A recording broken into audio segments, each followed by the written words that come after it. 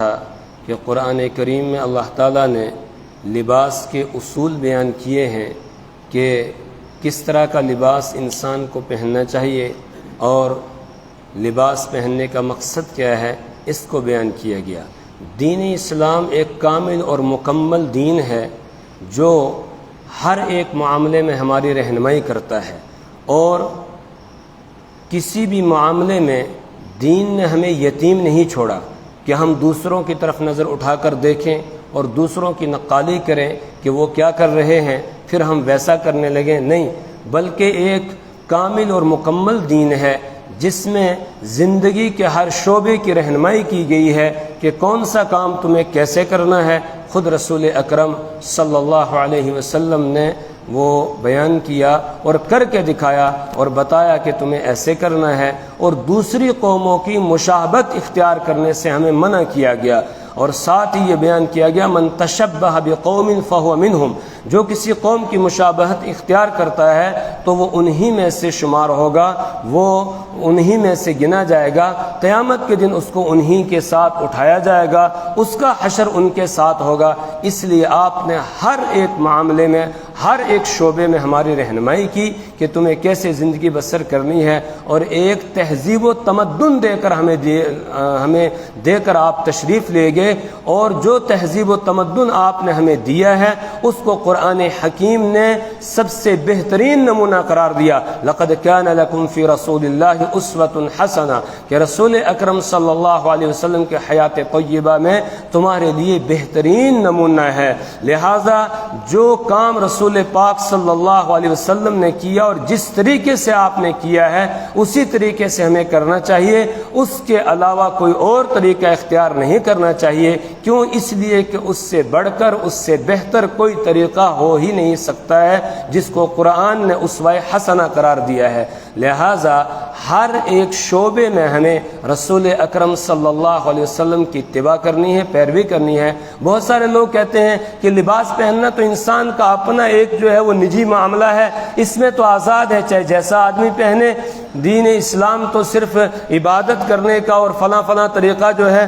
وہ اختیار کیا جائے، عبادات میں ہمیں رسول پاک صلی اللہ علیہ وسلم کی پیروی کرنی ہے، لباس میں ہم آزاد ہیں، نہیں۔ قرآن و حدیث کے اندر دونوں یہ تعلیم دی گئی ہے کہ لباس تمہارا کیسا ہونا چاہیے۔ قرآن میں یہاں تذکرہ ہے، احادیث کے اندر کوئی بھی آپ حدیث کی کتاب اٹھا کر دیکھیں، ہر کتاب کے اندر کتاب اللباس کے نام سے عنوان قائم کیا گیا ہے، اور رسول پاک صلی اللہ علیہ وسلم نے لباس کے حوالے سے جو ہدایات ارشاد فرمائی ہیں ان کو محدثین نے نقل کیا ہے۔ لہذا مسلمان لباس کے معاملے میں بھی آزاد نہیں ہے، بلکہ لباس کے معاملے میں بھی اس کو پیروی کرنی ہے قرآن اور حدیث کی۔ قرآن اور حدیث نے جو اصول بیان کیے گئے اس کے مطابق اس کو لباس اختیار کرنا ہے، کسی دوسری قوم کی نقالی کی اس کو اجازت نہیں ہے۔ آج عام طور سے ہم مسلمانوں میں نقالی کا مرض پیدا ہو گیا ہے، ہم کسی کو دیکھتے ہیں کہ وہ کیسا لباس پہن رہا بس ویسا ہی ہم پہننا شروع کر دیتے ہیں، فیشن کے ساتھ چلتے ہیں، جیسا فیشن ہوگا بس ویسا ہی لباس اختیار کریں گے۔ اور مردوں سے زیادہ اس معاملے میں عورتیں جو ہیں وہ آگے بڑھ کر ہیں۔ عورتیں جو وہ دیکھتی ہیں کون سا فیشن چل رہا ہے بس ویسا ہی لباس، اگر 10 سوٹ اس کے پاس ہوں گے، فیشن بدل گیا، اب ان 10 سوٹوں کو نہیں پہنے گی، اب نیا سوٹ فیشن والا پہنے گی اور اسی کو پہن کر جائے گی۔ اور ایک اور عجیب مرض اس وقت عورتوں کے اندر پیدا ہو گیا ہے کہ لباس انہوں نے صرف نمائش کے لیے رکھا ہے، یعنی دوسروں کو دکھانے کے لیے وہ لباس پہنتی ہیں، حالانکہ کہ عورت کو حکم یہ تھا کہ وہ اپنے شوہر کے لیے گھر میں زینت اختیار کرے، بن ٹھن کر رہے، لیکن گھر میں میلے کچیلے کپڑوں میں رہے گی، پھٹے پرانے کپڑوں میں رہے گی۔ کہیں کسی تقریب میں جانا ہو تو اس میں وہ نیا اور فیشن کے مطابق لباس پہن کے جائے گی، اور ایک مرتبہ جو لباس پہن لیا اب دوسری مرتبہ پھر وہ نہیں پہنے گی۔ دوسری تقریب ہوگی اس کے لیے نیا لباس، نیا جوڑا ہونا چاہیے، کیوں؟ تاکہ لوگ کہیں یہ بڑے مالدار ہیں، یہ دولت مند ہے۔ تو یہ نمائش کا مرض پیدا ہو گیا ہے، دکھاوے کا، کہ دوسروں کے لیے کام کیا جائے، اپنے لیے نہیں بلکہ دوسروں کے لیے کام کیا جائے۔ اس سے شریعت نے منع کیا ہے کہ دوسروں کے لیے نہیں۔ عورت کو حکم ہے باہر نکلے وہ پرانے کپڑوں میں نکلے، نئے کپڑے پہن کر باہر نہ نکلے تاکہ کوئی گندی نظر اٹھا کر اس کی طرف نہ دیکھے۔ لیکن آج عجیب یہ مرض پیدا ہو گیا ہے۔ اسی طریقے سے مرد ہیں وہ بھی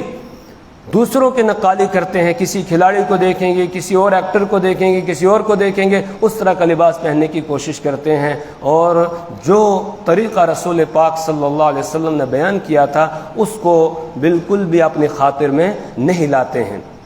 حضرت مولانا احتشام الحق تھانوی رحمۃ اللہ علیہ فرماتے ہیں کہ آج عجیب لوگوں کے اندر یہ مرض پیدا ہو گیا ہے کہ بس غیروں کی نقالی کرتے ہیں، کہ جب رسول پاک صلی اللہ علیہ وسلم نے فرمایا کہ تم اپنا مردوں کے لیے حکم ہے کہ اپنے ازار کو، اپنے پاجامے کو ٹخنے سے اوپر رکھو، ہم نے دیکھا کہ وہ انگریز ٹخنوں سے نیچے رکھ رہا تھا، ہم نے رسول پاک صلی اللہ علیہ وسلم کی بات کو نہیں مانا اور ٹخنوں سے نیچے رکھنے لگے، اور جب انہوں نے گھٹنے سے اوپر پہننا شروع کیا، نیکر پہننا شروع کیا، تو ہم نے بھی ویسا ہی پہننا شروع کر دیا، یعنی ان کے فیشن میں ہم نے اپنے گھٹنے جو سطر کا خاص حصہ تھا اس کو بھی ہم نے کھول دیا، اور سمجھتے ہیں کہ شاید ہم اس سے اچھے لگیں گے اور انگریز ہم سے راضی ہو جائے گا۔ قرآن کہتا ہے انگریز تم سے کبھی بھی راضی نہیں ہو سکتا ہے، یہود و نصارہ یہ تم سے راضی ہوں گے، کہا نا وَلَن تَرْضَىٰ عَنْكَ الْيَهُودُ وَلَا النَّصَارَىٰ حَتَّىٰ تَتَّبِعَ مِلَّتَهُمْ، کہ ہرگز یہودی اور عیسائی تم سے راضی نہیں ہو سکتے ہیں یہاں تک کہ تم ان کی ملت کی پیروی کرنے لگو، تم ان کے دین کو اختیار کرنے لگو، تب بھی وہ تم سے راضی نہیں ہوں گے، تب بھی یہ سمجھیں گے یہ باہر سے آئے ہوئے لوگ ہیں، تب بھی وہ تمہیں اپنے ساتھ ملانے کے لیے تیار نہیں ہے، وہ تم سے راضی نہیں ہو سکتے ہیں، تم اس کو راضی کرنے کی کوشش کرو کہ جو تم سے راضی ہوتا ہے، اور جس کی رضا تمہاری دنیا اور آخرت کی کامیابی کی دلیل اور علامت ہے، وہ ہے اللہ اور اللہ کے رسول صلی اللہ علیہ وسلم، تم ان کی رضا تلاش کرو۔ ہا انتم اولائی تحبونہم ولا یحبونکم وتؤمنون بالکتاب کلہ، قرآن کہتا ہے ہا انتم اولائی تحبونہم، کہ تم ہو کہ جو ان سے محبت رکھتے ہو حالانکہ وہ تم سے محبت نہیں رکھتے ہیں، وتؤمنون بالکتاب کلہ، حالانکہ تم ساری کتابوں پر ایمان رکھتے ہو، تم ان کی کتابوں کو مانتے ہو، تم توریت کو مانتے ہو، تم انجیل کو مانتے ہو، تم زبور کو مانتے ہو، ان کتابوں کو برحق سمجھتے ہو اور ان پر تم ایمان لاتے ہو، اگر تم ان میں سے کسی کتاب کا بھی انکار کرو گے مومن نہیں ہو سکتے ہیں، لیکن اس کے باوجود وہ تمہاری کتاب کو ماننے کے لیے تیار نہیں ہے، وہ تمہارے نبی کو ماننے کے لیے تیار نہیں ہے، پھر بھی تم ان کے طریقے پر چل رہے ہو، پھر بھی تم ان کے راستے پر، ان کے طریقے کو اختیار کر رہے ہو، یہی وہ ہیں جو تمہارے دشمن ہیں، جنہوں نے تم پر بم برسائے، جنہوں نے تم کو قتل کیا، تمہاری عورتوں کے ساتھ انہوں نے برا کیا، تمہارے بچوں کو انہوں نے شہید کیا، پھر بھی تم ان کا لباس اختیار کرتے ہو، نہیں، ان کا لباس تمہیں اختیار نہیں کرنا ہے، جو تمہیں اصول قرآن اور حدیث میں دیے گئے ہیں لباس کے متعلق ان کے مطابق تم لباس پہنو۔ کل والے درس میں ہم پڑھ کر آئے کہ لباس کا مقصد ہے ستر پوشی، لہٰذا ایسا لباس پہنا جائے جس میں انسان کا ستر چھپ جائے، اور اس حوالے سے میں نے عرض کیا تھا کہ ایک تو لباس مکمل ہونا چاہیے جس سے پورا ستر چھپ جائے، دوسرا یہ کہ وہ باریک نہ ہو، اتنا موٹا ہو کہ جس سے جسم کی کھال کی سفیدی نہ جھلکے، اور تیسرے نمبر پر یہ کہ وہ اتنا ڈھیلا ہونا چاہیے کہ جس سے اعضاء کا جو ابھار ہے وہ نمایاں نہ ہو۔ آپ دیکھیں کہ غیروں کے جو لباس ہیں ان میں ان تینوں باتوں میں سے کسی نہ کسی کی مخالفت ضرور پائی جاتی ہے، یا تو وہ کم ہوگا جیسے وہ نکر ہے، یا یہ کہ وہ بالکل باریک ہوگا، جیسے آج کل ہماری مائیں بہنیں جو ہیں وہ بالکل باریک لباس پہنتی ہیں، اندر سے وہ سفیدی بھی کھال کی نظر آتی ہے ان کی، تو وہ لباس پہننا نہ پہننا دونوں برابر ہے، اس لیے کہ اللہ کے رسول صلی اللہ علیہ وسلم نے قیامت کی علامات میں سے بیان فرمایا رب کاسیات عاریات، کہ ایک زمانہ ایسا آئے گا بہت سی ایسی عورتیں جو کپڑے پہنے ہوئے بھی ننگی ہوں گی، جو کپڑے پہنے ہوئے بھی ننگی ہوں گی، یہ قیامت کی علامات میں سے ہے۔ صحابہ کرام نے عرض کیا یا رسول اللہ صلی اللہ علیہ وسلم، بات سمجھ میں نہیں آئی، آپ فرما رہے کپڑے پہنے ہوئے ہونے کے باوجود وہ ننگی ہوں گی، ہمیں سمجھ میں نہیں آیا۔ آپ نے فرمایا کپڑا اتنا باریک ہوگا کہ جس سے اندر کی کھال نظر آ رہی ہوگی، تو یہ کپڑا پہننے کے باوجود بھی ننگی ہے۔ اسی طرح آپ نے فرمایا کپڑا اتنا ٹائٹ ہوگا کہ پہننے کے باوجود بھی جسم کے اعضاء کا ابھار نظر آئے گا، نمایاں ہوگا، تو یہ کپڑے پہننے کے باوجود بھی ننگی ہے، گویا انہوں نے کپڑا پہنا ہی نہیں ہے۔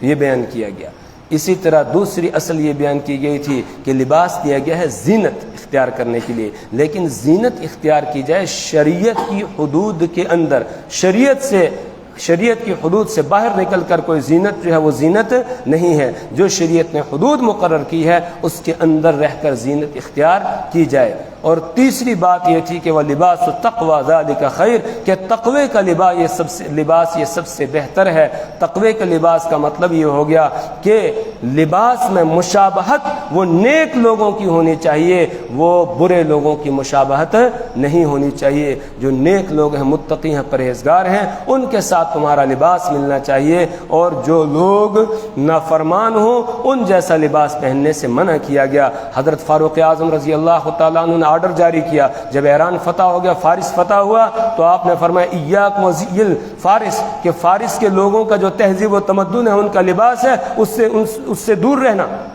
اس کو تم اختیار نہیں کرنا، ان جیسا لباس تم نہ پہننا، ان جیسی بود و باش اختیار نہ کرنا، ان کے تہذیب و تمدن کو اختیار نہ کرنا۔ تمہیں ایک تہذیب و تمدن دیا گیا ہے جو کامل اور مکمل ہے، جس میں کسی بھی لیپا پوتی کی کوئی ضرورت نہیں ہے، اس کے مطابق تم زندگی بسر کرنا۔ تو دوسروں کے ساتھ مشابہت سے منع کیا گیا۔ اسی طریقے سے ایک روایت میں اللہ کے رسول صلی اللہ علیہ وسلم نے ارشاد فرمایا کہ ما فرق بیننا و بین المشرکین العمائم علی القلانس، کہ ہمارے اور مشرکین کے درمیان فرق وہ ٹوپیوں پر امامہ باندھنے میں ہے، یعنی پگڑی مشرکین بھی باندھتے ہیں، پگڑی ہم بھی باندھتے ہیں، لیکن دونوں میں فرق ہے، وہ بغیر ٹوپی کے باندھتے ہیں اور ہم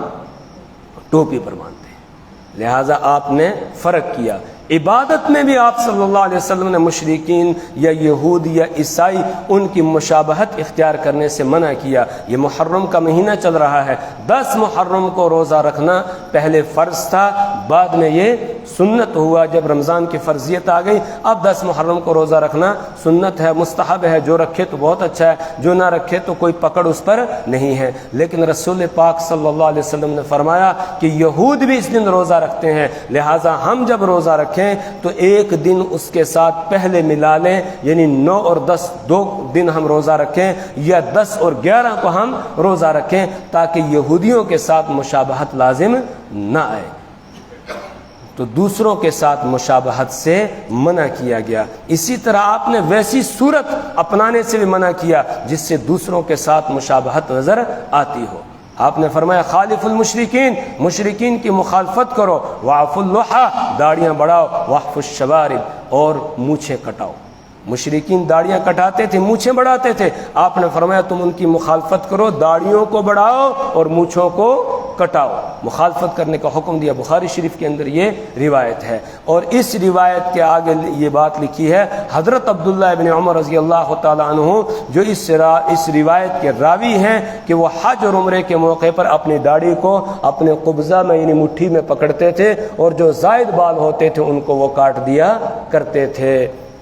تو معلوم ہوا کم سے کم داڑھی کتنی ہونی چاہیے؟ 4 انگلی کے برابر ہونی چاہیے، اس سے کم جو ہے یہ درست نہیں ہے۔ تو اس میں بھی آپ نے فرمایا کہ دوسروں کی شکل اختیار نہ کرو۔ اور ایک بات اس میں یاد رکھیں، ایک ہے تشبہ اور ایک ہے مشابہت۔ تشبہ کا مطلب یہ ہے کہ کوئی آدمی کسی قوم جیسا بننے کی کوشش کرے اور یہ سمجھے کہ تاکہ میں فلاں لگوں، میں ویسا لگوں، اس کو تو حرام قرار دیا گیا ہے۔ یہ درست نہیں ہے کہ کوئی آدمی اس طرح کا لباس پہنے کہ میں انگریز نظر آؤں، اس طرح کا لباس پہنے کہ میں یہودی نظر آؤں، اس طرح کا لباس پہنے کہ میں فلانی قوم کا بندہ نظر آؤں، تو اس کی اجازت نہیں ہے، یہ حرام ہے، اس کو حرام قرار دیا گیا۔ اور ایک ہے مشابہت۔ مشابہت کا مطلب یہ ہے کہ لباس میں جو شرعی اصول ہیں ان کی پابندی کی گئی ہے، لیکن پھر بھی کسی قوم کے ساتھ اگر مشابہت ہو رہی ہے، کسی قوم کے ساتھ مشابہت ہو رہی ہے، تو اس کو بھی مکروہ گردانا گیا کہ یہ بھی درست نہیں ہے۔ مثال کے طور پر آج لوگ پتلون پہنتے ہیں، پینٹ پہنتے ہیں، تو اگر پینٹ ایسی ہو جو شریعت کے اصول کے مطابق ہے، شریعت کے اصول کے مطابق ہونے کا مطلب یہ ہے کہ کپڑا بھی موٹا ہے، وہ تو ہوتا ہے خیر، دوسرے نمبر پر یہ کہ وہ ڈھیلی ہے، ٹائٹ نہیں ہے، اور تیسرے نمبر پر یہ کہ ٹخنے سے اوپر ہے، ٹخنے سے نیچے نہیں۔ حالانکہ یہ نہیں ہوتا ہے، پینٹ جو بھی پہنے گا وہ ٹخنے سے نیچے ہی ہوتی ہے، اوپر ہوتی ہی نہیں، لیکن اگر کسی آدمی نے بنوائی اور وہ ٹخنے سے اوپر ہے تو شریعت کے اصول کے مطابق تو یہ ہے، لیکن پھر بھی اس میں انگریزوں کی نقالی ہے، اس وجہ سے اس کے اندر کراہت آ جائے گی۔ حرام تو نہیں ہوگی لیکن کراہت۔ اور اگر شریعت کے اصول کے مطابق نہیں ہے، یا یہ کہ ان کے ساتھ تشبہ، ان جیسا بننے کے لیے پہن رہا ہے کہ میں ان جیسا لگوں، تو پھر تو حرام ہے اگر اس لیے پہنتا ہے۔ اور آج اس میں بھی بڑا عجیب فیشن چل رہا ہے۔ میں نے ایک چھوٹے سے بچے کو دیکھا کہ اس نے ایک پینٹ پہنی ہوئی تھی جو ادھر سے اوپر سے پھٹی ہوئی تھی۔ میں نے اس کو کہا یہ آپ نے پھٹی ہوئی کیوں پہنی ہے؟ ایسے ہی میں نے مذاق کیا، میں نے کہا یہ پھٹی ہوئی، آپ کے ابو کے پاس پیسے نہیں تھے کہ وہ نئی لا کر دیتے، انہوں نے پرانی لا کر دی آپ کو پھٹی؟ کہتے ہیں نہیں نہیں یہ فیشن ہے۔ چھوٹا بچہ بالکل چھوٹا، وہ کہتے ہیں نہیں آپ کو نہیں معلوم ہے یہ فیشن ہے،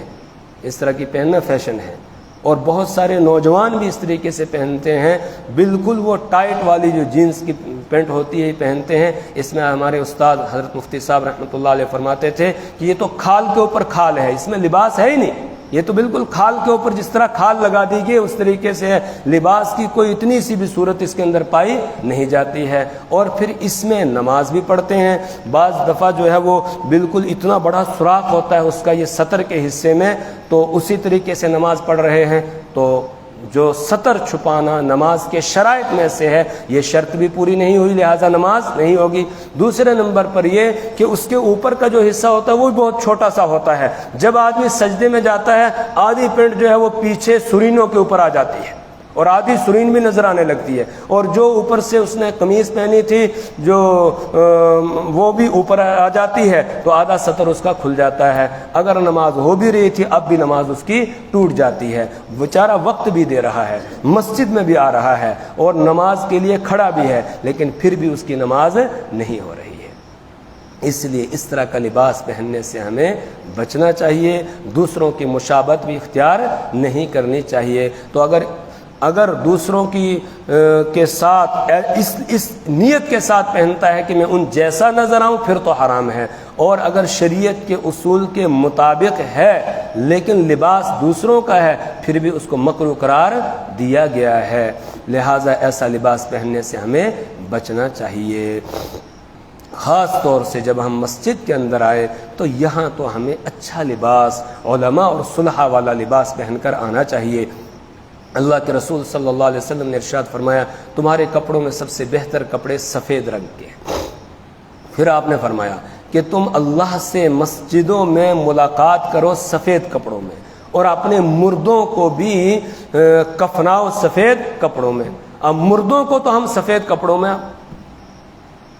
دفناتے ہیں، کفناتے ہیں،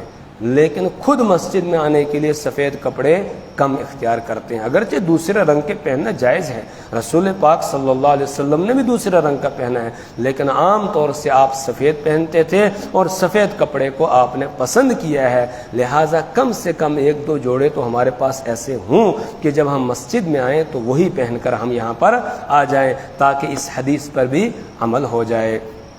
اس کے ساتھ ہی شریعت میں یہ اصول بھی بیان کیا گیا کہ ایسا لباس پہننا کہ جس کے پہننے کے بعد تکبر آئے آدمی کے اندر، یہ بھی جائز نہیں ہے۔ اسی لیے ٹخنے سے نیچے مردوں کو منع کیا گیا کہ ٹخنوں سے نیچے وہ ازار اپنا نہ لٹکائیں، اور اللہ کے رسول صلی اللہ علیہ وسلم نے اس سلسلے میں بڑی سخت وعیدیں بیان فرمائی۔ آپ نے فرمایا من جر ازارہ خیلا لم ينظر اللہ الیہ یوم القیامہ، جو آدمی اپنا ازار تکبر کے طور پر ٹخنے سے نیچے لٹکاتا ہے، اللہ تعالیٰ اس کی طرف قیامت کے دن نظر رحمت نہیں فرمائیں گے۔ ایک روایت میں آپ نے فرمایا اسفل من الکعبین فہو فی النار، ٹخنے سے نیچے جو بھی ہے بس وہ جہنم کے زیادہ لائق، وہ جہنم میں جائے گا، جہنم میں جلے گا۔ اسی طریقے سے ابو داؤد شریف میں روایت ہے، ایک شخص آیا آ کر اس نے نماز پڑھی،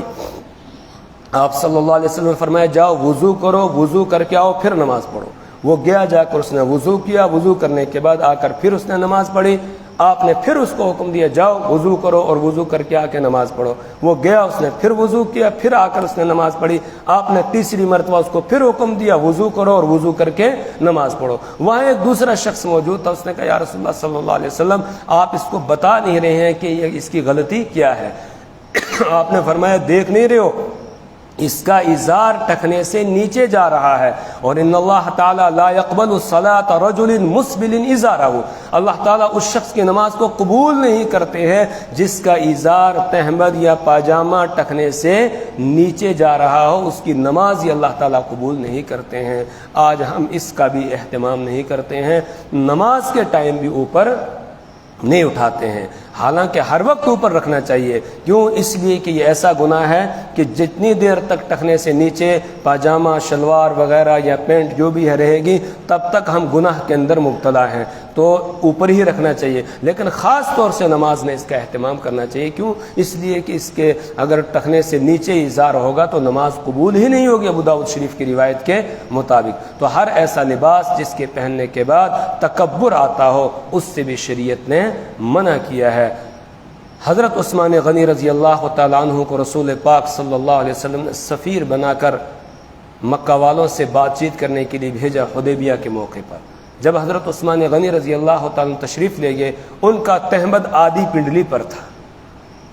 تو لوگوں نے ان سے یہ کہا کہ آپ کو بڑے بڑے سرداروں سے ملاقات کرنی ہے, لہٰذا آپ اپنے تہمد کو ذرا نیچے کر لیجئے, کیونکہ مکہ کے سردار اور لوگ یہ تہمد کے اوپر رکھنے کو حقیر سمجھتے ہیں, اچھا نہیں سمجھتے ہیں, اور جس کا جتنا نیچے تہمد لٹک رہا ہو گھسٹ رہا ہو اس کو سمجھتے ہیں بڑا آدمی ہے,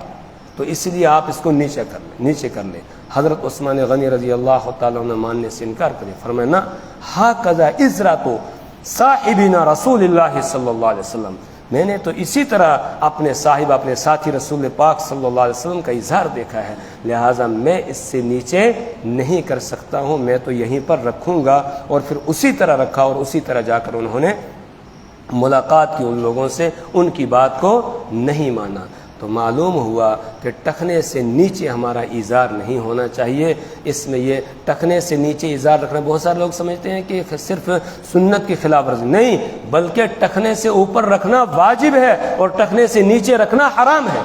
ٹخنے سے اوپر رکھنا واجب اور ٹخنے سے نیچے رکھنا حرام ہے, اور اس میں آدمی گناہ کے اندر مبتلا ہو جاتا ہے. اس لیے مردوں کو چاہیے کہ وہ ٹخنے سے اوپر رکھے, اور آپ نے اس کی حد بیان کی کہ نصف پنڈلی سے لے کر اور ٹخنے کے اوپر تک کا جو حصہ ہے اس میں کسی جگہ بھی آپ رکھ سکتے ہو. نصف پنڈلی سے اوپر کرنا یہ بھی درست نہیں ہے, اور ٹخنے سے نیچے رکھنا یہ بھی درست نہیں ہے. آدھی پنڈلی سے لے کر اور ٹخنے کے اوپر تک کا جو حصہ ہے اس میں کسی جگہ بھی ہم رکھ سکتے ہیں. اور عورتوں کو حکم ہے کہ وہ ایسا لباس پہنے جس میں ان کے پاؤں کی پیٹھ بھی اوپر سے چھپ جائے, ٹخنے چھپ جائیں, وہ نیچے پہنے. لیکن آج عجیب مصیبت ہے, عورتوں نے تو ایسا پہننا شروع کر دیا کہ ان کے ٹخنے ننگے ہو گئے, اور مرد ایسا پہنتے ہیں کہ جس میں ٹخنے چھپ جاتے ہیں. یعنی عورتوں کا لباس مردوں نے اختیار کر لیا, اور مردوں کا جو لباس تھا وہ